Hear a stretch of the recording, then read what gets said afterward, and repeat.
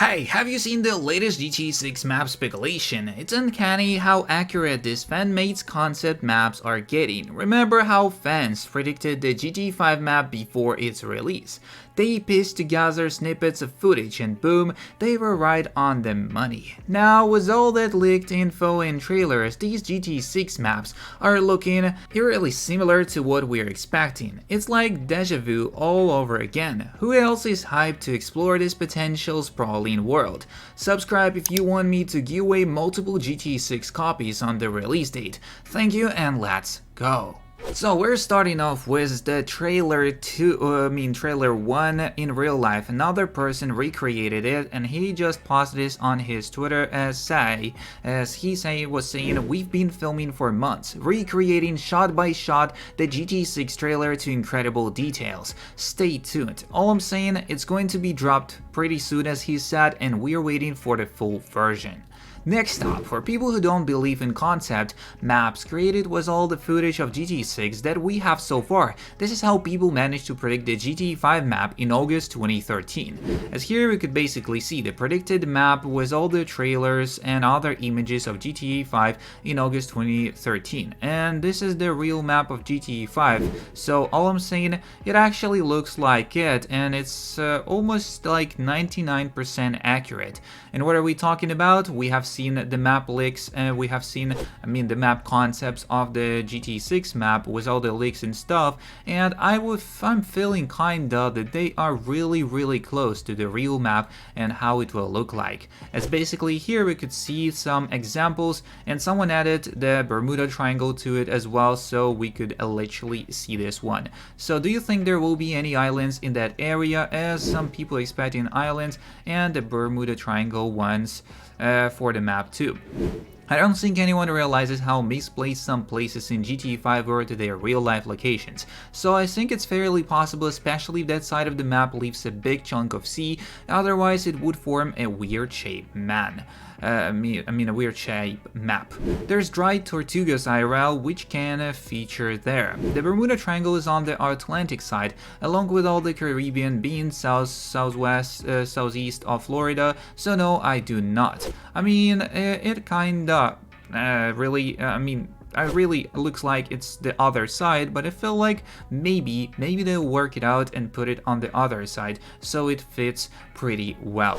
Next up, what we have here is, so what kind of social activities do you want? In Red Dead Redemption 2 at a gang's camp, you can mingle with a gang. You can drink, listen to Javier play guitar, or listen to gang members' stories and dialogues with each other. In GTA 6, I would love to be able to call the closest friends of the main characters and invite them over to my house for a party, drinking, listen to music, card games, what have you. The gang and relationships is one of the best parts of Red Dead Redemption 2, and think GTA can take it a step further. Social media. Just thinking that since social media is clearly gonna be a big factor in the game, will we be able to reply to 13 posts? Could Rockstar have a way of, let's say we see a post and we have multiple choices of responses, comments to choose from. Story missions might even be triggered through the use of social media. I hope we can post our photos, mods, screenshots to this virtual social media and interact with other players throughout the map, but it's only for online, I guess. How do you guys want online to be handled when GTA 6 drops? So with the GTA 6 around the corner, here are the main ideas, and I've seen on this sub for what could be done with GTA Online when it comes out, and which do you think is the best one? Number 1. Keep GTA Online on the existing GTA 5 map and continue to update it like GTA 6 doesn't exist. Basically nothing would change about how we play GTA Online now, and I'm not a fan of this option at all, not gonna lie. Number 2. Create a completely new GTA Online and GTA 6 engine with a new map, new features, new characters, etc. We will all have to say goodbye to the GTA 5 map and characters, but maybe that's for better, as the all new online mode will be brand new and we can all start fresh in Vice City. Number 3. Keep the current GTA Online with 5's map, but add a massive update where we will be able to fly to Vice City and do brand new things over there. And I'm also not really a fan of this idea. I think the entire engine of GTA Online needs to be updated in a new game, as it's getting outdated, but on the plus side we get to keep our characters. Number 4. Make a final update in the current GTA Online that is all about our characters needing to go to Vice City. When GTA 6 Online releases, we will be able to play as our existing characters now in Vice City. The game mechanics and world will be completely new, but our characters will stay the same, just updated visually. Number 5. Shut down GTA Online completely and don't make a new version on GTA 6 engine, as GTA Online will simply die. Obviously this is a horrible idea, but I've seen a couple of idiots generally thinking this will happen, so for sake of this post, I'm including it as well.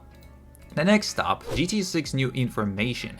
The Take-Two's upcoming earnings call is announced to come in very soon on May 17th. We are 100% here from the Grand Theft Auto 6 earnings predicts and expects, but I assume we are getting a gameplay screenshot in Trailer 2's announcement, like what's happened before the with the Trailer 1 on November 8th, or Trailer 2 takes place some hours after the EC. Red Dead Redemption 2 that got a screenshot before the EC as well. We need active cost guard in GTA 6. A quick Google search yields dozens of USCG stations around the state of Florida. Here's why some should be integrated to GTA 6. First one, air stations. Florida has a number of USCG air stations where air assets are frequently deployed for life-saving, aids to navigation and law enforcement. Air Station Clearwater is the largest air station in the states, with MH-60T helicopters and HC-130 Hercules planes. Air Station Miami flies the smaller MH-65D Dolphin helicopter and HC-144 Ocean Sentry. Up in Jacksonville, there's even a Hitron Squadron who flies the aforementioned MH-65 but equipped with door-mounted high-power rifle expressly for disable engines of smugglers' fast boats. USCG air assets don't shoot people, just engines. Small boat and cutter assets are different. Next up, second one, small boat station. The majority of USCG stations in Florida and the country are small boat stations with either 47, 45, or 25 feet response boats, and other vessels for post security and aids to navigation. These crews do the heavy lifting, everything from checking boarding license and life preserves to body recovery, search and rescue, migrant and drug interdiction, and hoist operations. These crews train non-stop and are always on call. Next up, in-game mechanics. The USCG is a huge part of Florida since most of its border is with the sea. There's a ton of water sport and recreational water travel in the area, so they are absolutely vital. The imagery from the trailer indicates to us a filled out world. These are the things to add if Rockstar truly wants it. Vehicle diversity is everything, and the USCG could provide a lot. Shit you could make with a USCG's Eagle a random spawn event. Google it. Here are some things I would like to see in the new game to reflect the dedication and badassery of the USCG and its members. So if you are ever crashed your plane offshore in GTA 5, you know how big of an opportunity this could be. If your character is stuck in the water, the game should spawn a USCG asset to assist. Close to shore, it could be a small boat, stealable of course, then further out it could be air assets. There should be planes orbiting irregularly and helicopters flying patterns a couple of times a day. There could be a hoist mechanic where the crew lowers a basket and you can choose to enter or not, then either get a ride back to the station or throw the pilot and crew out and fly back yourself. Fun detail, if you throw out a crew, they should activate their strobes, stick together and be picked up by another crew, and if you kill the crew, there should be around the clock searches for some in-game days. The open water dilemma with this game will be interesting. A personal vehicle boat spawn while in water will almost definitely be implemented, but the small detail of a lone orange helicopter coming to check on you would be awesome, and in addition, stealing an aircraft from an air station could allow them to play rescue themselves, hosting up to 6 players into the bird. So there should be other military assets too, and I really hope there is a mechanic in place that prevents players from killing them too often, like we would 2 cops in GTA 5.